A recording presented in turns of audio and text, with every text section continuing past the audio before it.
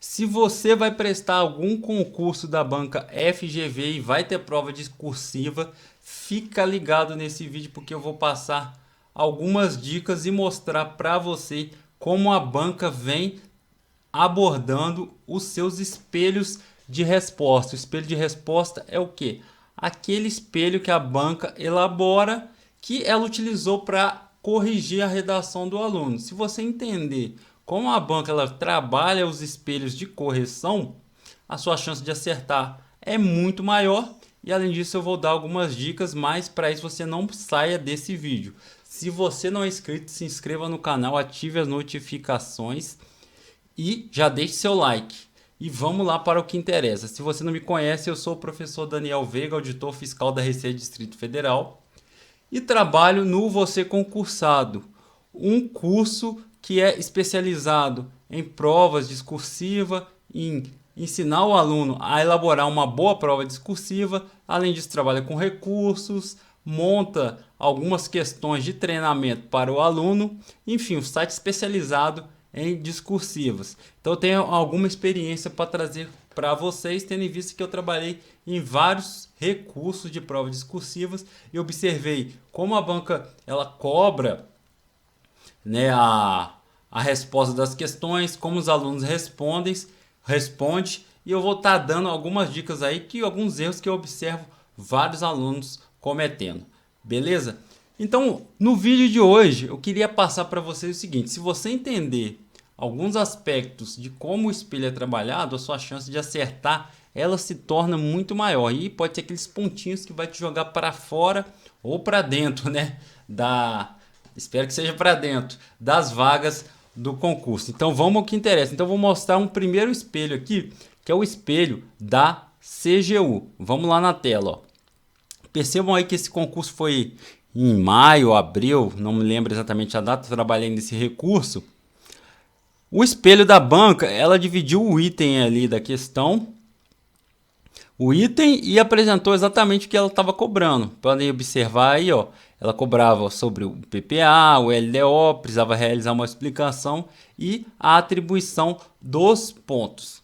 Por que eu estou falando isso? Porque esse é o modelo de espelho que eu considero ideal. A banca, ela apresenta ali a quantidade de pontos que aquele item tinha. Paralelo a isso, ela divulga a nota que o aluno tirou. Com isso, o aluno consegue comparar sua nota com a pontuação máxima e verificar ali o que ele errou, o que ele acertou.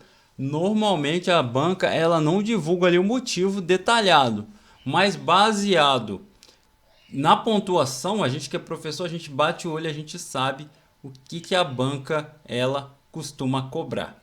Beleza?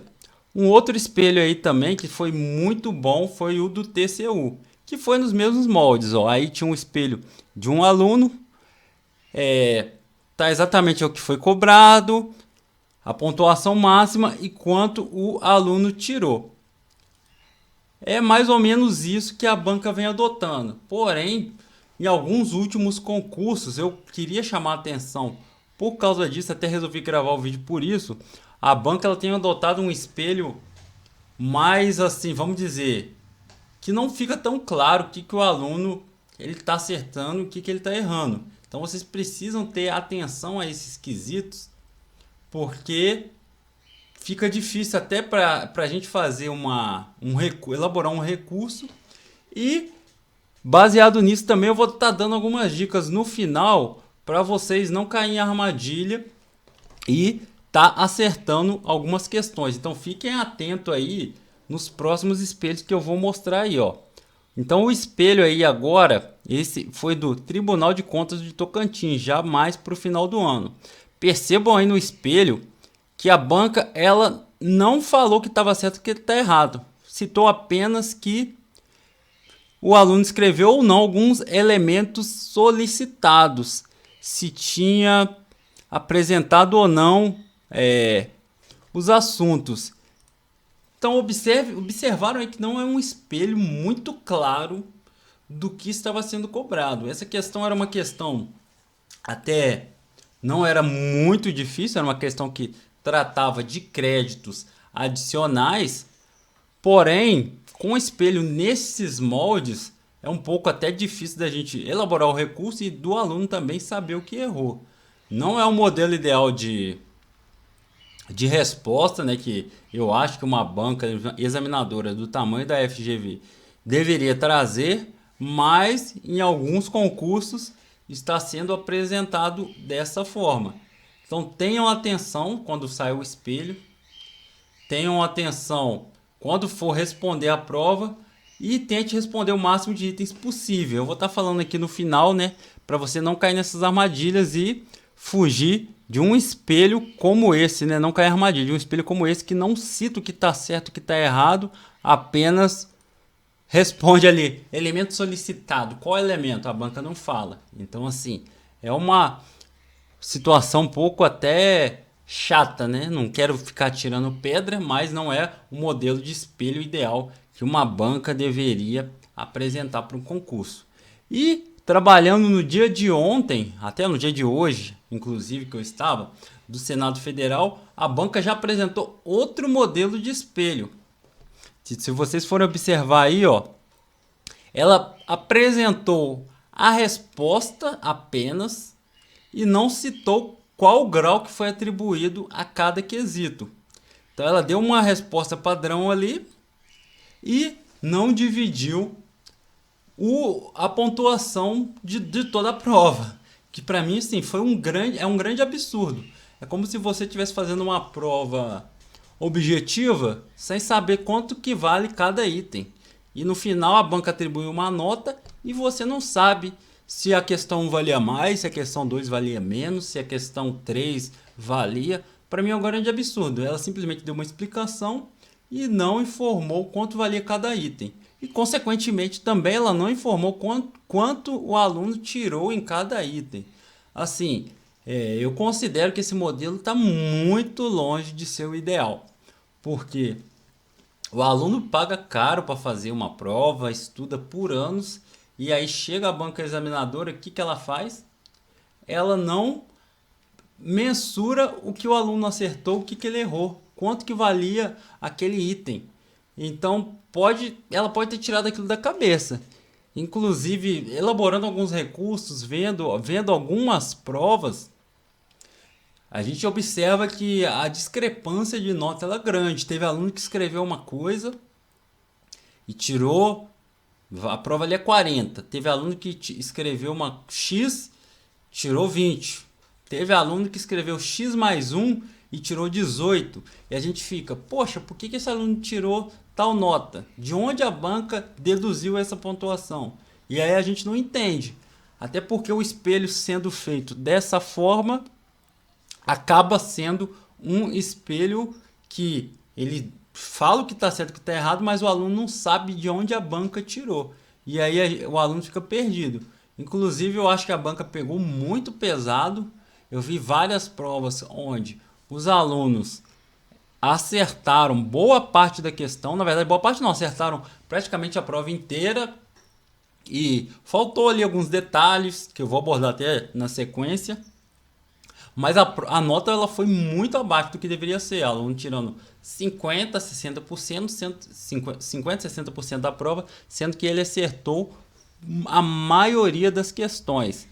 Então considero assim, eu não achei um modelo de correção muito bom, pelo contrário, achei um modelo de correção bem abaixo do padrão que a FGV já demonstrou de correção nos primeiros concursos que eu citei aí da CGU, do TCU, que foi muito bom. A gente conseguia ver realmente que a banca ela fez uma correção bem detalhada.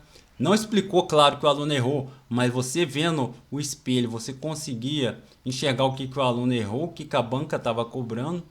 Inclusive, no concurso, não lembro se foi do TCU, se foi da CGU, a banca ela abriu o leque porque viu que na pergunta abria margem para outras respostas, então ela fez uma retificação lá da resposta e considerou alguns quesitos a mais, que eu achei também interessante. E nesse concurso, ela do Senado, que foi recente, ela não iria nem divulgar o espelho. Ela respondeu, inclusive, quer dizer, informações, né, que a gente tem que A gente não sabe até onde é verdade, né? Mas alguns alunos passaram que a banca não iria divulgar o espelho saiu na parte da tarde e o depois, mais tarde, foi até prorrogado o prazo para interposição de recurso, porque o espelho não seria divulgado inicialmente, né? Parece que a banca alegou que não estava previsto divulgação de um espelho de prova discursiva, que chegou a ser um absurdo. Como é que você faz uma prova e não sabe que a banca considerou? Ela não informa como que ela realizou a correção daquela prova. Mas depois de uma demora, a banca foi lá e divulgou um espelho e saiu. É até interessante, né, que os gestores aí de contrato desses concursos, né, verifiquem, porque é o mínimo que o aluno, que o candidato, né, ele tem direito a saber quais foram os critérios que a banca utilizou para correção. O espelho da prova é o gabarito da prova discursiva. Então, assim, eu não vejo a possibilidade de não divulgação de um espelho, apesar de ter algumas bancas que adotam essa prática, mas precisa ter um modelo ali de redação padrão para você fazer uma correção. Não pode tirar da cabeça, achar que essa redação merece 10, que essa merece 5, sem ter algo fechado. Acaba perdendo a objetividade. Beleza? Então, eram alguns aspectos que eu queria abordar para você ficar atento. Agora eu vou te dar algumas dicas para você fugir, tentar fugir, né? Que eu não falo que você vai conseguir, mas tentar fugir dessa armadilha que às vezes está acontecendo nas provas da FGV. Então, um conselho que eu dou é escreva o máximo. Então a gente pega prova de aluno com... É para escrever 20 linhas, o aluno escreve 10. É para escrever 40, ele escreve 30. Escreva o máximo que você puder. Mas não é encher de linguiça. É e não é, em certa parte. É você encher de linguiça com argumentos técnicos da matéria e que estão relacionados com aquele conteúdo. Então, se você às vezes está realizando uma prova lá de direito tributário, né? Você vai falar sobre, vamos lá, sobre sujeição passiva. Então você fala do sujeito passivo, fala do contribuinte, está perguntando do contribuinte, mas você fala do contribuinte, fala quem é o responsável também. Acrescente uma informação que esteja relacionada com aquele assunto, né? Vamos trazer agora para um campo, né, mais que todo mundo às vezes consiga entender, não só o povo de auditor fiscal. Pede lá para você citar alguns princípios constitucionais lá da administração pública. Aí tem o LIMP. Aí você pode trazer também alguns aspectos que não estão expressos na Constituição, né, da proporcionalidade. Enfim, traga mais algum aspecto que esteja relacionado com aquilo que possa acrescentar na sua prova. Então escreva o máximo possível, não deixe em branco sobrando, acrescente alguma informação. Porque a banca ela pode retirar aquela informação, alguma informação que você citar a mais, ela pode considerar como ponto, principalmente quando cai em espelhos como esse que eu falei aí, que a banca ela apenas diz ali o que está certo, não mostra qual foi a pontuação atribuída, não mostra quanto você tirou. Então, quanto mais informações você trazer, melhor fica a sua redação, sua prova discursiva, e a banca pode considerar alguma coisa. Beleza? Outra dica que eu vou dar, cite um amparo legal. Eu vejo todos os dias aluno fazendo prova e não citando o amparo legal. O que é o amparo legal? É de onde aquela informação saiu. Então você traz uma situação hipotética, eu vou dar um caso aqui bem simples para você entender. Então fala que um certo indivíduo entrou na casa à noite para realizar um socorro de alguém que estava sofrendo uma parada cardíaca. Aí você explica que ele entrou à noite, que ele não poderia, o normal é não poder entrar à noite, mas como ele estava prestando socorro, é uma situação excepcional e ele adentrou na residência para prestar aquele socorro. De onde você tirou essa informação? Isso é um amparo legal. De onde você tirou essa informação? Da Constituição Federal. Então está previsto lá na Constituição que a casa é asilo inviolável e os casos que ele pode adentrar para prestar socorro em caso de flagrante, enfim. Esse é o amparo legal. Você precisa citar de onde saiu aquela informação, não simplesmente fazer a análise do caso concreto e não citar o amparo legal. Você precisa prestar todas as informações. Então você precisa citar ali a situação que está prevista na Constituição, citar que foi retirado da Constituição e fazer a análise. Então são esses 3 passos para você não perder ponto. Inclusive a FGV, ela tá fazendo uma coisa que você precisa ficar atento. Ela está tirando uma pontuação que, ao meu modo de ver, ela chega a ser excessiva por causa desse amparo legal. O que eu quero dizer com isso? Então, vamos supor que um item ele vale, vamos supor que essa questão da casa, ele esteja valendo 10 pontos. O aluno cita que a casa é asilo inviolável, mas que no caso de socorro ele pode adentrar, a FGV vai lá e dá 5 para ele, não dá 10, dá 5. Por quê? Porque ele não citou que essa informação saiu da Constituição Federal. Ao meu ver, o que a banca deveria fazer? Pode deduzir ponto? Não só pode, como deve. Mas não deduzir às vezes a metade. Né? Deduz 2 pontos e atribui 8 pontos a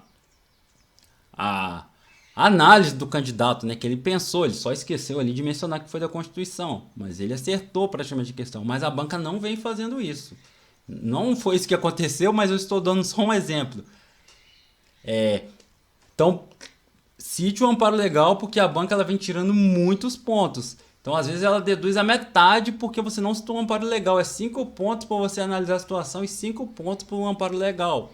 Não estou dizendo que ocorreu isso na prova do Senado, mas estou dando um exemplo, que o peso está sendo, ao meu ver, desproporcional. Mas é o que está acontecendo. Por isso que é importante você saber e não perder ponto.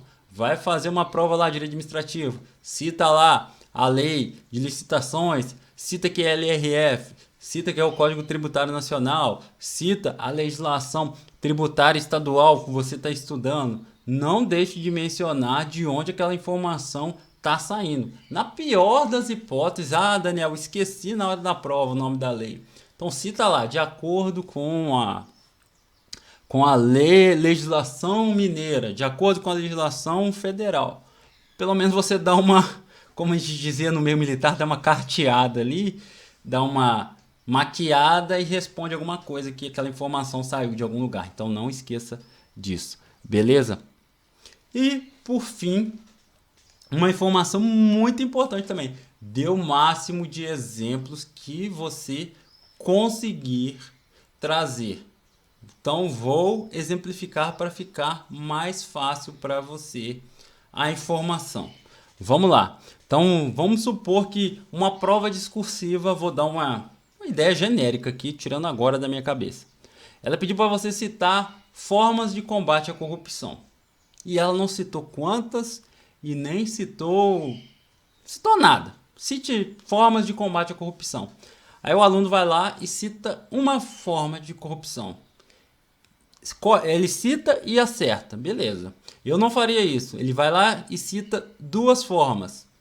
Eu também não faria isso. Ele vai lá e cita 3 formas. Eu já começaria a fazer isso. Por quê? Eu observo que quando a banca ela pede de forma genérica, normalmente ela pede de 3 para mais maneiras de citar. Vamos lá, então, cite forma de corrupção. Então cita lá, os órgãos públicos devem ter mais transparência, tirando aqui da minha cabeça, os órgãos devem ter mais investimento na investigação, a população deve ter mais participação. Citei aqui 3 modos aqui de combate à corrupção. Eu citaria até mais, porque quando a banca ela pede sim, formas, cite exemplos, coisas do tipo, normalmente se você cita uma, se cita 2, você acaba perdendo ponto. Normalmente ela tem cobrado 3, 4, 5. Se você for observar, pegar provas aí, eu peguei esse ano prova do IBAMA, eu não lembro exatamente qual era o assunto, mas era algo nesse tipo aí, que você precisava citar medidas. Ela pede no mínimo 3 aí para você citar, então cite o máximo de exemplos possíveis de maneira objetiva que cabe na prova. Não é para você ficar fazendo uma dissertação dentro da dissertação. Eu abri lá e falar, é importante o órgão público ter transparência, porque a transparência é não sei o que, porque está previsto na LRF. Não, é só para citar. Uma forma de combater a corrupção é aumentar a transparência. Ponto. Outra maneira é destinar mais verbas aos órgãos de investigação. Ponto. Outra forma e assim vai, entendeu? Cita objetivamente, mas cita o máximo de exemplos possíveis que você puder. Claro, não precisa citar 10, mas eu citaria no mínimo 3. Aí você vai precisar, como a gente diz, né, ter aquele feeling ali na hora da prova de saber, né? Tem poucos itens ali que a banca pediu para você fazer, né? Tem só 2 itens ali e pediu para você citar exemplos, citar formas. Então é claro, você vai citar muito mais do que 3, que 4. São 30 linhas. Tem só 2 tópicos que a banca está perguntando. Então você vai citar 4, 5 exemplos de cada ali para você escrever as 30 linhas. Aí você vai precisar ter esse feeling aí de acordo com a quantidade de linhas e baseado na quantidade de perguntas que a banca fez. Beleza? O vídeo ficou longo, mas acredito que tenha agregado aí bastante para vocês. Até mais. Valeu, galera. Fique com Deus.